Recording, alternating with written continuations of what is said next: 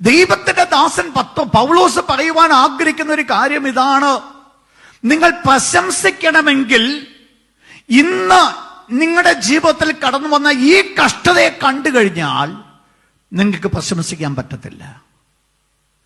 നിങ്ങൾ പ്രശംസിക്കണമെങ്കിൽ ഈ കഷ്ടതയുടെ ആഫ്റ്റർ എഫക്റ്റ് എന്താണെന്നുള്ളത് നിങ്ങളത് മനസ്സിലാക്കണം. The purpose behind the sufferings.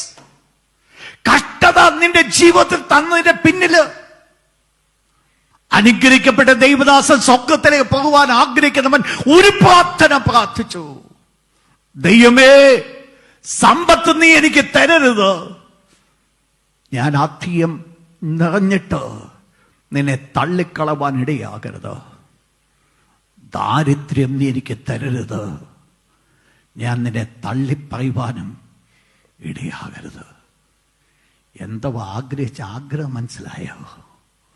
ആഗ്രഹം എന്ന് പറയുന്നത് ഈ ഭൂമിയിലെ സമ്പത്തല്ല എനിക്ക് പോകേണ്ടത്, അങ്ങ് മുകളിലോട്ടാണ്. നിത്യതയായി എനിക്ക് വേണ്ടതെന്ന്, ആ നിത്യതയ്ക്ക് വേണ്ടുന്ന തന്ന് എന്നെ മുമ്പോട്ട് നടത്തിയ മതി എന്ന ആ ദൈവദാസൻ പ്രാർത്ഥിക്കുന്നത്.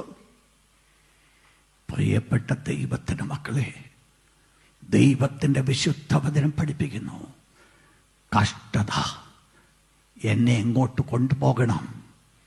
സഹിഷ്ണുതയിലേക്ക് കൊണ്ടുപോകണം. ഇത് എത്ര നാൾ പഠിപ്പിച്ചാൽ മതിയാവും എനിക്കറിയത്തില്ല. കഷ്ടത സഹിഷ്ണുതയിലേക്ക് കൊണ്ടുപോകണം എന്ന് പറഞ്ഞാൽ നിന്റെ കഷ്ടതയിൽ നിനക്ക് പ്രതികരിക്കുവാനായിട്ട് സാധിക്കും. ദൈവം ആഗ്രഹിക്കുന്നത് പ്രതികരണമല്ല, പകരം സബ്മിഷനാണ്.